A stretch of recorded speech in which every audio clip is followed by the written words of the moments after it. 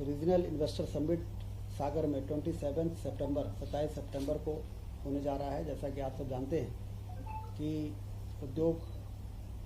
औद्योगिक निवेश को बढ़ाने के लिए, आकर्षित करने के लिए मुख्यमंत्री जी रीजनल इन्वेस्टर समिट कर रहे हैं संभागीय मुख्यालयों में, जिससे कि उस रीजन में कि कौन सी इंडस्ट्रीज़ का पोटेंशियल है उसको इन्वेस्टर समझ सकें, डिस्कशन हो और उसके बाद फिर रीजन वाइज इन्वेस्टमेंट होगा तो पूरे मध्य प्रदेश में औद्योगिक क्रांति लाने में मदद मिलेगी। तो 27 सितंबर को जो सागर में इंडस्ट्रियल समिट होने वाला है, उसके तैयारी में पिछले दिनों मुख्यमंत्री कलकत्ता गए थे और कलकत्ता में अभी तक का सबसे अच्छा रिस्पांस उन्होंने देखा। हम सब जानते हैं कि उद्योग के मामले में हमारे देश में कलकत्ता एक ऐसा स्थान है जहां पर शुरू से ही जूट से लेके और तमाम तरह की इंडस्ट्रीज़ की शुरुआत हुई थी। तो वहाँ के लोगों ने बड़ी रुचि दिखाई है मध्य प्रदेश में आने की। मध्य प्रदेश में जिस तेज़ी से विकास हुआ है, शांति का टापू है मध्य प्रदेश। बिजली, पानी और सड़कें शानदार बन गई हैं, हवाई अड्डे बन रहे हैं, रेलवे लाइनों का विस्तार हो रहा है।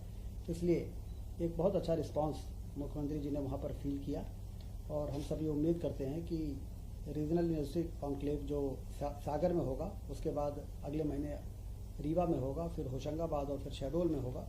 उसमें हमें देश भर के वो तमाम उद्योगपति जो अभी अन्य राज्यों में ज़्यादा रुचि दिखाते थे, वो मध्य प्रदेश में बहुत तेज़ी से आकर्षित होंगे। इसी तरह से रिन्यूएबल एनर्जी इन्वेस्ट 24 जो गांधीनगर में हुआ, प्रधानमंत्री जी स्वयं वहाँ पर उपस्थित थे। वहाँ पर मध्य प्रदेश में जो रिन्यूएबल एनर्जी के क्षेत्र में काम हुआ है उसकी बड़ी सराहना हुई है।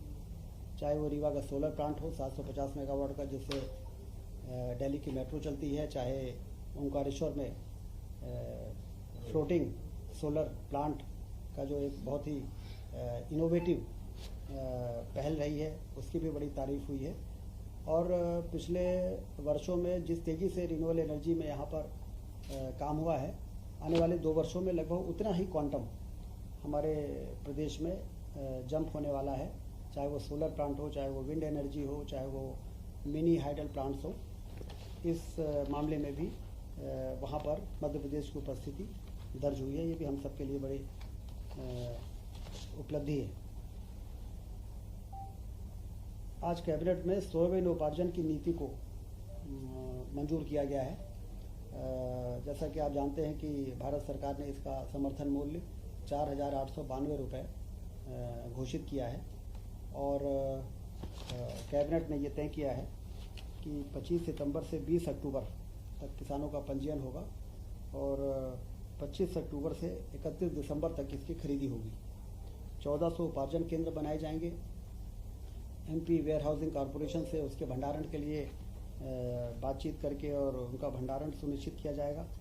मार्कफेड के द्वारा इसका उपार्जन होगा और पहली बार मध्य प्रदेश में सोयाबीन का उपार्जन भारत सरकार ने स्वीकृति दे दी है। लगभग 13.68 मैट्रिक टन, हाँ 13.68 लाख मैट्रिक टन की भारत सरकार ने स्वीकृति दी है उपार्जन के लिए। तो ये भी किसानों के लिए एक बहुत अच्छी खबर है। 31 दिसंबर तक, 25 अक्टूबर से 31 दिसंबर तक और 25 सितंबर, इसी सितंबर में 25 तारीख से और 20 अक्टूबर तक पंजीयन होगा किसानों का।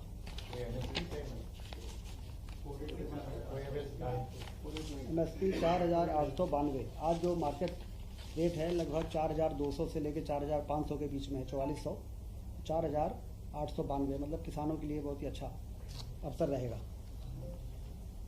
विधायकों का विश्राम गृह आप सब जानते हैं कि काफ़ी पुराना 1958 में जो बन के तैयार हुआ था, वो पर्याप्त नहीं है। जिस तरह से लोग विधायकों के पास आते हैं, 1 BHK के वो कमरे, 2-2 कमरे अलॉट होते हैं और उसको लेके विधायक काफ़ी असुविधा महसूस करते थे। तो आज कैबिनेट ने 159.13 करोड़ की स्वीकृति दी है। हमारे विधानसभा अध्यक्ष जी ने भी इस बात को शासन के सामने रखा था कि विधायकों के लिए नए आवास बनाए जाएं। तो 2 ब्लॉक को हम नवीन वो जो पारिवारिक खंड हैं उनको हटाएंगे और वहाँ पर फ्लैट्स बनाएंगे पाँच ब्लॉक बनेंगे, जगह वही रहेगी। वो जो हरियाली की बात होती थी वो वाली वो जगह नहीं है, वो जो रिडेंसिफिकेशन में जो प्रस्तावित था वो जगह नहीं है, वो उसमें मंत्रियों के बगले ज़्यादा थे। ये है पुराने पारिवारिक खंड क्रमांक 1 एवं शॉपिंग सेंटर के स्थान पर 102 आवास रहेंगे, 5 ब्लॉक बनेंगे, 2615 वर्ग फीट उसका स्क्वायर एरिया होगा और संपूर्ण परियोजना की राशि होगी 159.13 करोड़। तो कुल मिला के विधायकों की सुविधा मतलब विधायकों के पास आने वाले हजारों लोग जो जनता जनार्दन होती है उनको भी सुविधा होती है, जब वहाँ पर बैठने की अच्छी जगह हो, पार्किंग की जगह हो और मीटिंग कर सकें। इस प्रकार से सभी चीज़ों को जो आज के समय में ज़रूरी है। ये जो बनेंगे विधायकों के लिए तो मतलब ये 2 BHK, 3 BHK, 3 BHK संख्या कितनी होगी? 102 आवास अभी बनाएंगे पहले चरण में, उसके बाद जब यहाँ शिफ्ट कर देंगे फिर दूसरा ब्लॉक लेंगे। इस प्रकार से जितने हमारे 230 विधायक हैं सभी के लिए अति आधुनिक 102 जो रेंसिफिकेशन हुआ था राज्य के बजट से ये आवंटन हुआ है, उसी की सैंक्शन हुई है, तो ये उससे अलग हटके है। उसे हाउसिंग बोर्ड बनाएगा, ये PWD, इसको PWD बनाएगा। नीमच जिले में एक महत्वपूर्ण सड़क 4 लेन की स्वीकृति कैबिनेट ने दी है। नीमच में एक बाईपास बन के तैयार था, वो 4 लेन था, लेकिन अंदर का मार्ग जो था नीमच शहर तक का 16 किलोमीटर का वो 2 लेन था और शहर का आवागमन के कारण और बढ़ते हुए वाहनों के कारण इसको 4 लेन बनाने का निर्णय हुआ है और इसमें 133 करोड़ रुपए मध्य प्रदेश सड़क विकास निगम द्वारा जो प्रस्ताव दिया गया है उसकी मंजूरी आज कैबिनेट ने दी है। वो उस इलाके के लिए महत्वपूर्ण इंफ्रास्ट्रक्चर साबित होगा।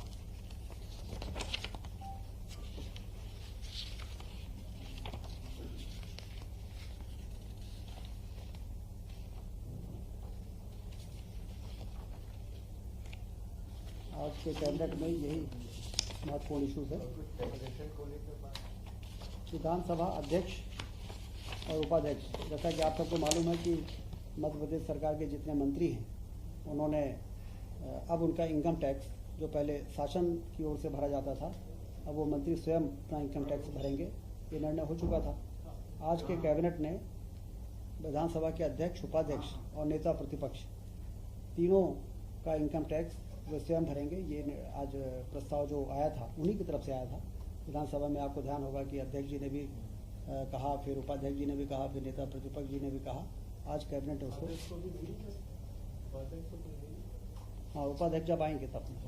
अभी तो ये अभी अध्यक्ष और स्पीकर वो नेता प्रतिपक्ष, तो इनका इनकम टैक्स भी अब वो स्वयं भरेंगे। इससे राज्य शासन का बोझ भी कम होगा और एक नैतिक रूप से ये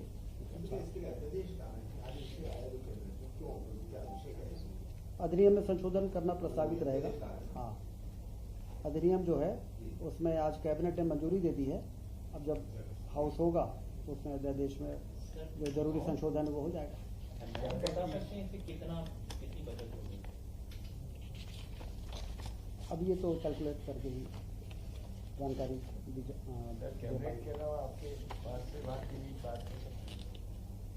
हाँ, तो